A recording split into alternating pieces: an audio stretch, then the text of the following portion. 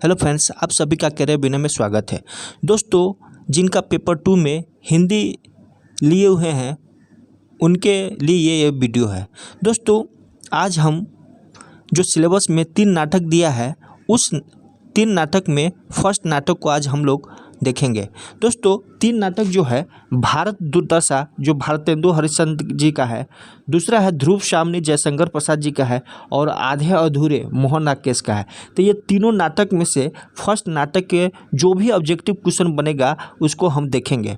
दोस्तों, इस वीडियो के लास्ट में 3 पेज जो है 2 या 3 पेज है उसको आप एक बार रीडिंग ज़रूर दे लीजिएगा। अगर आप एक बार रीडिंग दे देते हैं तो आपका सारा क्वेश्चन माइंड में सेट हो जाएगा। और इसका पीडीएफ डाउनलोड करने के लिए आप मेरे टेलीग्राम चैनल से जुड़ सकते हैं। दोस्तों, इससे पहले जो है हम लोग उपन्यास, निर्धारित कवि जो काव्य विधि के हैं और काव्य कुंज के हैं, दोनों के बारे में हम लोग देख चुके हैं। दोस्तों, कहानियाँ 2 कहानियाँ हम लोग पढ़ चुके हैं, आज हम नाटक में देखेंगे। तो चलिए दोस्त, अब हम क्वेश्चन की ओर चलते हैं।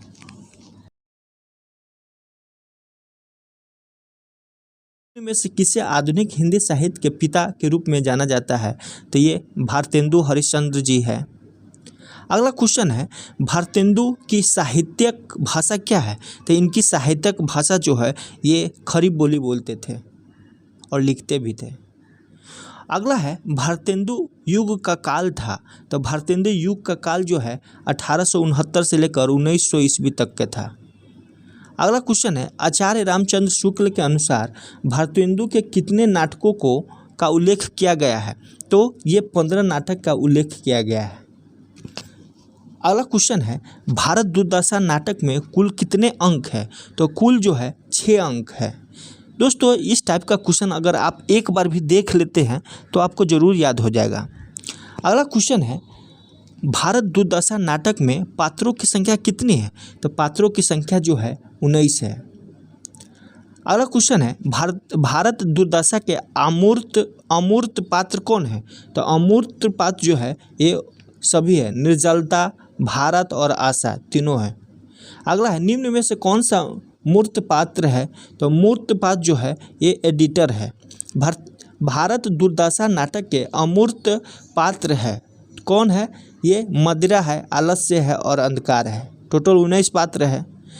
भारत दुर्दशा में डिसलाइटी पात्र का अर्थ क्या होता है? डिसलाइटी पात्र का अर्थ होता है कि देशद्रोह। अगला है, भारतेंदु ने गौरवशाली अतीत के बावजूद दिनहीन मृत प्राय वर्तमान का मूल कारण किसे माना है? तो किसे माना है? तो ये आपसी कलह को माना है। सबसे पहले जहिए इक्षर धन बल दीनो, सबसे पहले विधाफल जिन गही लीनो। यह भारत दुर्दशा नाटक के किस अंक से लिया गया है? तो किस अंक से लिया गया है? तो ये जो है पहला अंक से लिया गया है। नाटक भारत दुर्दशा के किस अंक में भारतेंदु ने अंग्रेजों द्वारा भारत से धन लूट कर ले जाने की चिंता जताई है? तो ये जो है पहला अंक में। अगला क्वेश्चन है, हरिश्चंद्र को भारतेंदु की उपाधि किसने दी थी? तो दोस्तों, ये सब क्वेश्चन अगर एक बार भी देख लेते हैं तो आप ज़रूर सही कीजिएगा। ये बनारस के विद्वान ने दिया था। भारतेंदु का प्रथम नाटक माना जाता है, तो प्रथम नाटक माना जाता है ये विद्या सुंदर। अगला क्वेश्चन है, चंद्रावली को भारतेंदु की आत्मा का प्रतिरूप किसने कहा? तो रामविलास शर्मा ने कहा था। किसने कहा? रामविलास शर्मा। नाटक भारत दुर्दशा के किस अंक में भारत का प्रवेश होता है? तो भारत का प्रवेश जो है दूसरा अंक में होता है। अगला क्वेश्चन है, नाटक दुर्दशा में फटे कपड़े पहने, सिर पर अर्ध किरीट, हाथ में टेकने की छड़ी शिथिल अंक किसके रूप में व्याख्या की गई है? तो ये जो है भारत के रूप में व्याख्या की गई है। अगला क्वेश्चन है, भारत को अपनी दुर्दशा देखकर किसकी याद आती है? तो भारत को अपनी दुर्दशा देखकर जो है ये दुर्योधन का याद आता है। सुच्यंग्र नैब दास्मी वीना युद्वेन केशव, यह कथन किसके द्वारा कहा गया है? तो यह कथन जो है ये दुर्योधन के द्वारा कहा गया है। अरे पामर, तेरे उत्पन्न हुए बिना मेरा क्या डूब जाता था। उपयुक्त कथन में रिक्त स्थान को भरना है। तो ये जो है यहाँ पर जयचंद्र भराएगा। अगला, हाय अब मुझे कोई शरण देने वाला नहीं, मात राजराजेश्वरी विजयिनी मुझे बचाओ। उपयुक्त वाक्यों में भारत किसके अपनी रक्षा के लिए पुकारता है? तो किससे? तो ये महारानी विक्टोरिया का पुकारता है। जब किसी व्यक्ति का साहस और स्वाभिमान पूरी तरह नष्ट हो जाता है तब व्यक्ति कायर होकर किसका सहारा लेता है? तो व्यक्ति कायर होकर जो है निर्जलता का सहारा लेता है, निर्लजता का। जब अपनी व्यथा में डूबकर भारत मूर्छा खाकर गिरता है तो उसके प्राण बचाने कौन आता है? तो उसको प्राण बचाने जो है निर्लजता और आशा दोनों आता है। निम्न में से कौन लड़की के वेश में है? तो लड़की के वेश में जो है आशा है। अगला है, नाटक के किस अंक में स्थान, शमशान, टूटे फूटे मंदिर का प्रयोग किया गया है? तो ये दूसरा में। नाटक के किस अंक में भारत दुर्दैव का प्रवेश होता है? तो ये तीसरा में होता है। भारतेंदु ने अपने नाटक में किसे भारत दुर्दैव के रूप में चित्रित किया है? तो ये मुस्लिम शासक और अंग्रेज शासक दोनों को चित्रित किया है। क्रूर आधा क्रिस्तानी आधा मुसलमानी वेश, हाथ में नंगी तलवार किस तरह का दर्शाया गया है? तो किस तरह का दर्शाया गया है? ये भारत दुर्दैव को दर्शाया गया है। नाटक के किस अंक में भारत की दुर्दशा के कारण का उल्लेख है? तो किस में है? तो ये तीसरा में है। मुसलमान भारत को क्या कहते हैं? तो मुसलमान भारत को काफिर कहते हैं। अंग्रेज भारत को क्या कहते हैं? तो अंग्रेज भारत को जो है ये काला कहते हैं। अगला है, काफर काला नीच पुकारू तौरू पैर और हाथ। उपयुक्त पंक्ति में काफर काला नीच किसको पुकारा गया है? तो किसको पुकारा गया है? भारत को।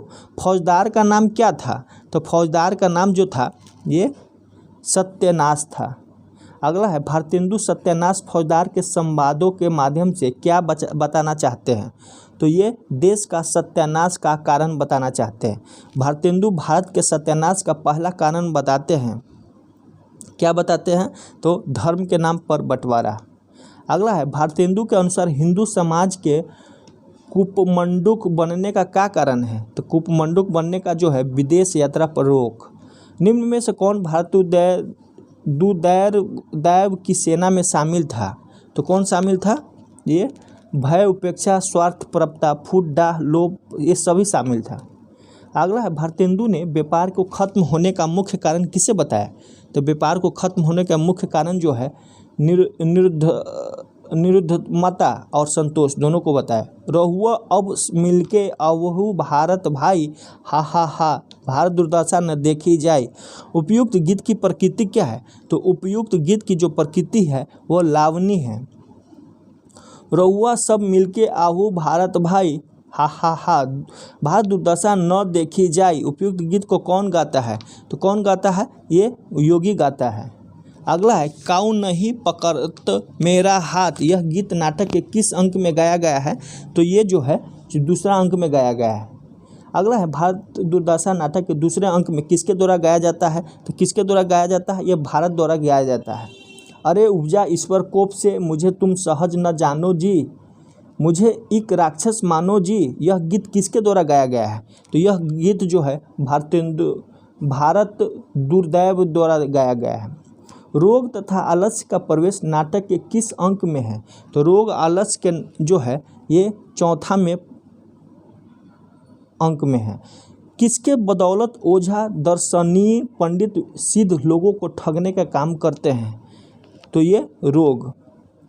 अगला है, महाराज भारत तो अब मेरे प्रवेश मात्र से मर जाएगा, घेरने का कौन काम है? यह कथन किसका है? तो यह कथन जो है रोग का है। डॉक्टरों के द्वारा रोग से लड़ने वाले उपाय, टीका लगाना इत्यादि लोग किस डर से मना कर देते हैं? तो किस डर से? तो शीत लता के डर से।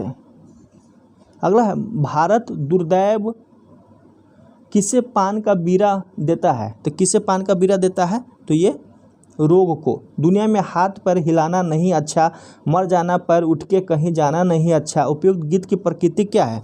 तो ये गजल है।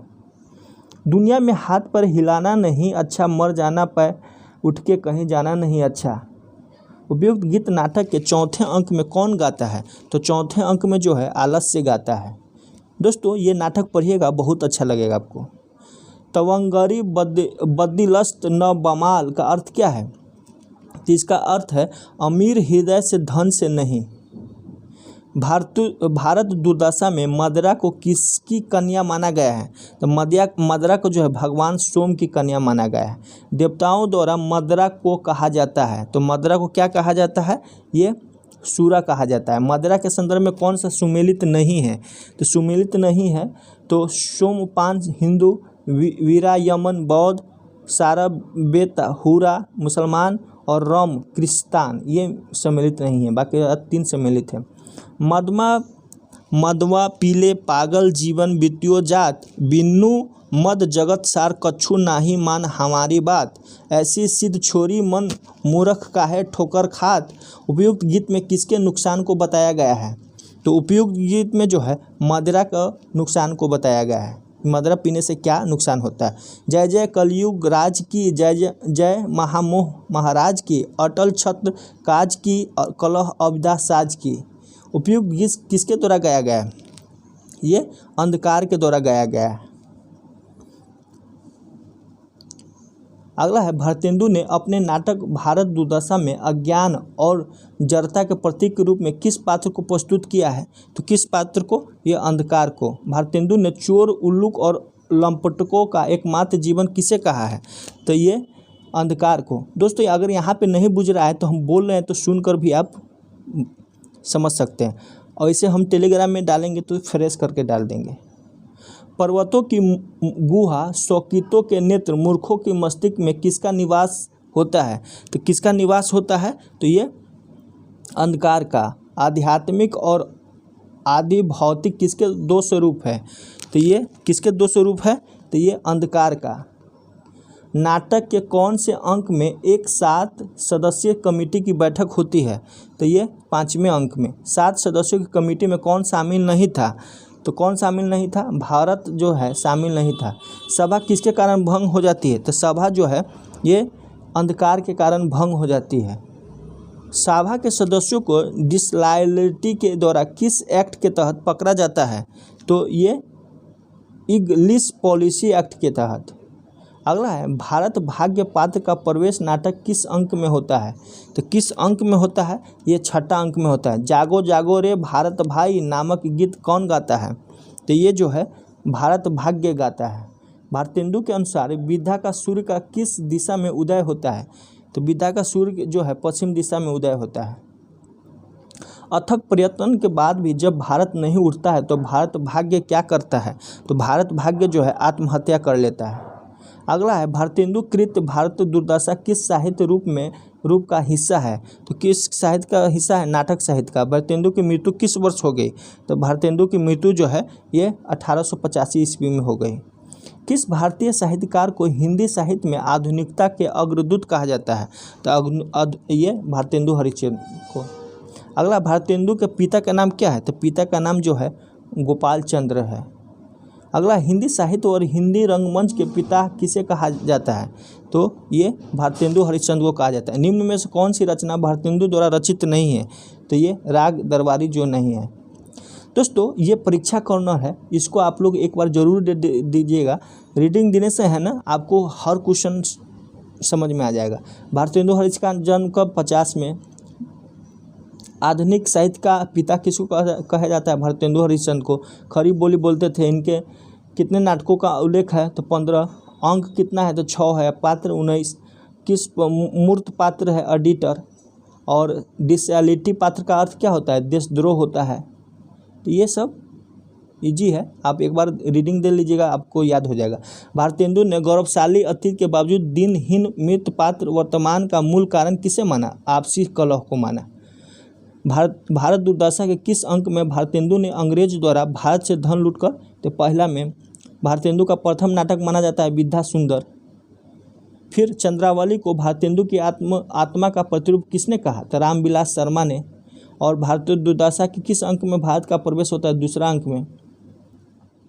नाटक भारत दुर्दशा में फटे कपड़े पहने किसको निरूपण करता है? तो भारत को। और किसकी याद आती है? दुर्योधन को। और यह कथन जैसे शुच्यग्रव नैव दास्मी विना युद्धेव केशव, यह दुर्योधन का है। अरे पामर तेरे उत्पन्न के तेजचंद्र का है। तो इस तरह से अगर आप एक बार भी पढ़ लेते हैं, ज़्यादा नहीं है, 3 ही पेज है, इतना ही है, 2.5 पेज है, तो आप पढ़ लेंगे तो पूरा क्वेश्चन आपका हो जाएगा और इससे जो भी क्वेश्चन आएगा एग्जाम में तो आप सॉल्व कर सकते हैं। चलिए दोस्त, वीडियो अगर अच्छा लगे, मेरी प्रयास आप लोग को अच्छा लगता है तो लाइक और शेयर ज़रूर कीजिए। फिर हम इसका दूसरा नाटक लेकर आएंगे और ऑब्जेक्टिव टाइप का रहेगा। तो चलिए दोस्त, थैंक यू।